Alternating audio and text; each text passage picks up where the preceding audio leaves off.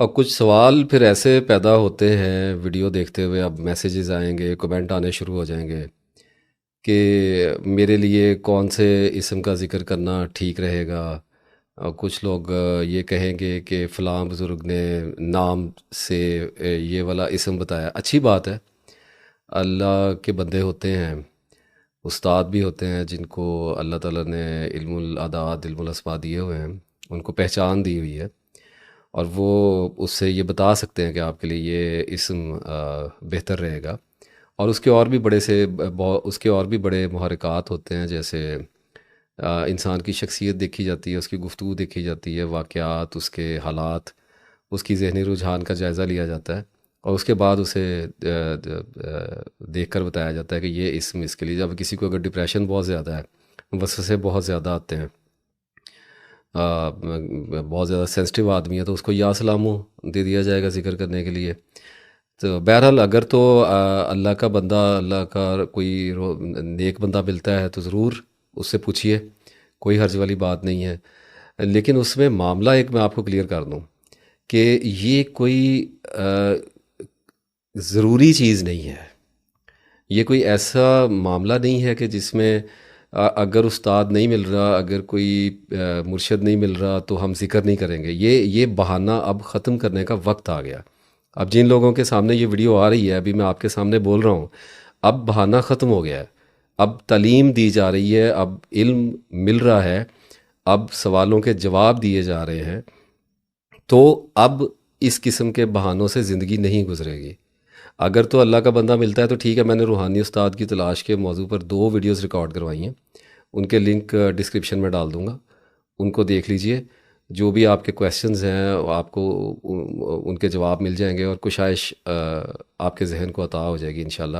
لیکن اب فرض کیجئے کہ اب استاد نہیں مل رہا، تو لوگ پھر یہ کہتے ہیں کہ جی خود پڑھیں گے تو رجت ہو جاتی ہے، الٹا پڑ جاتا ہے، مصیبتیں آ جاتی ہیں، کوئی کلام بھاری ہوتا ہے، کوئی سرد ہوتا ہے، کوئی گرم ہوتا ہے۔ کیا سرد اور گرم ہونا ہے؟ اللہ تعالیٰ کے کلام کو پڑھنے کے لیے کیا زمین پر ایسے لوگ آ گئے ہیں جو ہمیں بیٹھ کر یہ بتائیں گے کہ ہم تمہیں اجازت دیں گے کہ اللہ کا ذکر کرنا ہے یا نہیں کرنا؟ پوچھنا بہت اچھی بات ہے، یہ مشورہ ہے۔ میں اگر اپنے کسی استاد کے پاس جاؤں گا، اگر مجھے کوئی تسبیح بتائیں گے تو میں اس کو لوں گا اور اس کو شروع کروں گا، لیکن میں خود تسبیح کیوں نہیں بنا سکتا؟ کون سی ایسی غلامی ہے انسانوں کی جو مجھے میرے اللہ کے پاس جانے سے روکتی ہے؟ اور میں اپنا ذکر کیوں نہیں شروع کر سکتا؟ تو جس کے پاس نہیں ہے، اب گھروں میں خواتین بیٹھی ہوئی ہیں، بہت سارے ایسے لوگ ہیں جن کی رسائی نہیں ہے، جو جا نہیں سکتے، اگر ان کو پتہ بھی لگ جائے کہ فلاں جگہ بندہ بیٹھا ہوا ہے، وہ رابطے میں نہیں آتا، بہت سارے مسائل ہو جاتے ہیں۔ تو اس معاملے میں کچھ مشورہ میں آپ کو دے دیتا ہوں۔ ایک تو دعا کریں اللہ تعالیٰ سے، روز دعا کریں، نیت کریں کہ یا اللہ اب تجھے یاد کرنا ہے۔ تو تسبیح کیسے ڈھونڈنی ہے اپنی، وہ تو میں نے تسبیح والی جو سیریز ہے، وہ اس کا بھی لنک ڈال دوں گا اب اس ویڈیو میں، روحانی استاد کی تلاش اور تسبیح کی پوری سیریز، ان کے لنک لگے ہوئے ہوں گے۔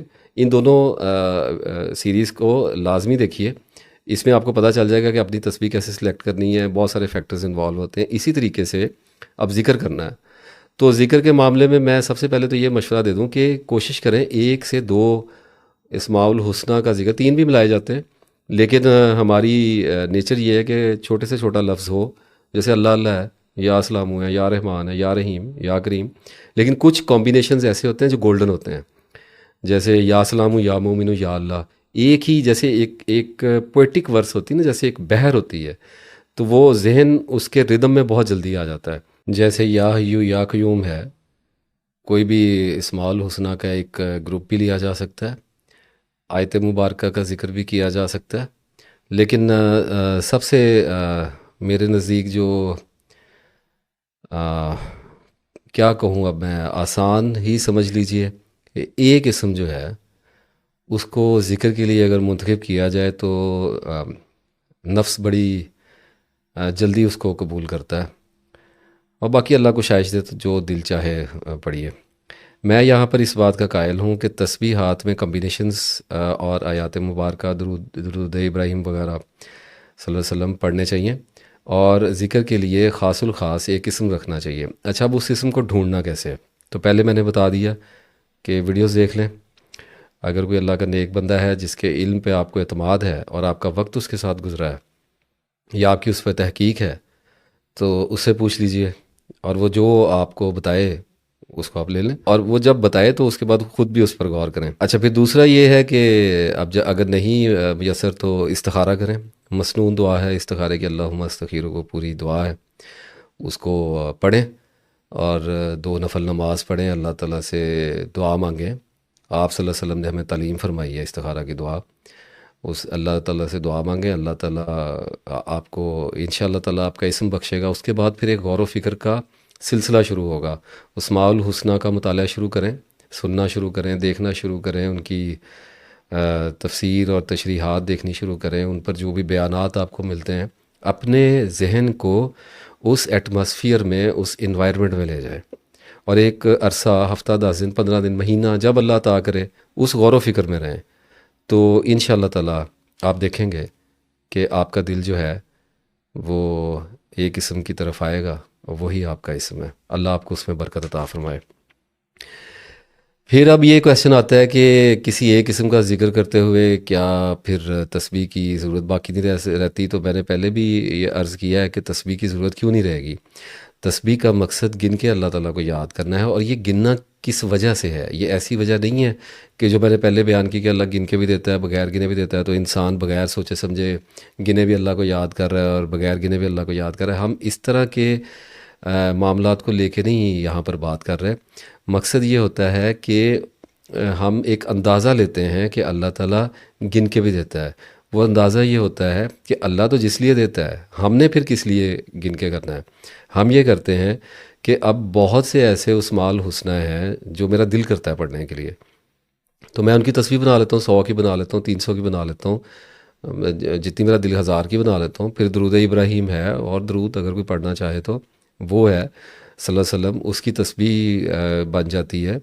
پھر اس کے بعد آیات مبارکہ ربی زدنی علما ہے، اور بہت ساری آیات ہیں، کچھ دعاؤں کی آدمی تسبیح بنایا کرتا ہے، مسنون دعاؤں کی، صلی اللہ علیہ وسلم نے جو ہمیں تعلیم فرمائی ہے، آپ صلی اللہ علیہ وسلم نے، اس کی تسبیح بنتی ہے۔ تو تسبیحات کا ایک سیٹ رکھیے اپنے پاس، جیسے فار ایگزامپل آدھے گھنٹہ دن میں، 1 گھنٹہ، اور وہ ایسا نہیں ہوتا کہ ایک ہی وقت میں بھی کی جا سکتی ہے، صبح کر لی، دوپہر کر لی، شام کر لی، نماز کے بعد بیٹھ کے کر لی۔ فار ایگزامپل اگر ایک بندے کی تسبیح 3 گھنٹے کی ہے، تو وہ ہو سکتا ہے کہ صبح فجر کے بعد آدھا گھنٹہ اپنی تسبیحات کا ایک سیٹ پورا کر لے، اور اس کے بعد وہ اپنے کام پہ نکلا ہے، گاڑی میں جاتے ہوئے راستے میں کر لے، پھر کچھ کام کے دوران وقفہ آیا تو اس میں کر لی، کوئی بیچ میں وقت ملا تھوڑا سا ایک تسبیح کر گئے۔ تو ایسے کرتے کرتے شام تک اپنی تسبیحات کو اللہ کے ہاں بھیجنا ہوتا ہے۔ تو تسبیح تو کرنی ہے، اور مقصد اس کا یہ ہوتا ہے کہ جو ان اسماء الحسنہ، ان آیات مبارکہ کا اور درود ابراہیم صلی اللہ علیہ وسلم کا فیض ہے، اس کی جو برکات ہیں، وہ ہم سمیٹیں۔ خیر میں کوئی اسراف نہیں ہے، تو اس میں تو پھر ہمارا تو مسلمان کا دل کرتا ہے کہ یہ بھی پڑھے، وہ بھی پڑھے، وہ بھی پڑھے۔ جب تسبیح شروع ہو جاتی ہے نا، پھر یہ بڑھ جاتی ہے، تو اس میں پھر ایڈیشن ہوتی جاتی ہے۔ تو لیکن ایک لمٹ ہے، اس کے بعد پھر تسبیح بھی کہیں نہ کہیں پہ رکتی ہے، کہیں رکھنی پڑ جاتی ہے، کچھ معاملات ایسے ہوتے ہیں۔ تو ایک اسم ایسا لے لیں جو آپ کے ساتھ چلنا شروع ہو جائے۔ تو اس میں بہرحال ویڈیوز کے لنکس لازمی دیکھ لیجیے گا۔ اچھا، اب یہ سارے معاملات تو ہو گئے، اب ہم آتے ہیں کہ ذکر کی عادت کیسے ڈالی جاتی ہے، یہ چلتا کیسے ہے۔ یہ سارے بھی جو بھی کویسچنز اور یہ پورا ایک معاملہ اس کے اندر زیر بحث رہتا ہے۔ عام طور پہ جس کو اس ٹرم کے طور پہ استعمال کیا جاتا ہے کہ ذکر کو پکایا کیسے جاتا ہے، تو بغیر ادھر ادھر کی باتیں کیے، کیونکہ بہت کچھ ہے ابھی بولنے والا، تو آج تو بالکل لگا بندہ ہی چل رہا ہوں۔ تو ایک اندازہ دیتا ہوں، اس اندازے میں میری کسی بھی بات کو اسٹیٹک ریالٹی میں نہ لیا کریں۔ جب میری بات آپ تک آ جاتی ہے اور کسی اور کی بھی آ جاتی ہے، تو اس کے بعد پھر انالائز کر لیا کریں اور اپنے علم کو اس میں داخل کیا کریں، اور اس کے نتیجے میں جو نتائج برآمد ہوتے ہیں وہ آپ کے ہوتے ہیں، اور ان پہ آپ نے چلنا ہوتا ہے۔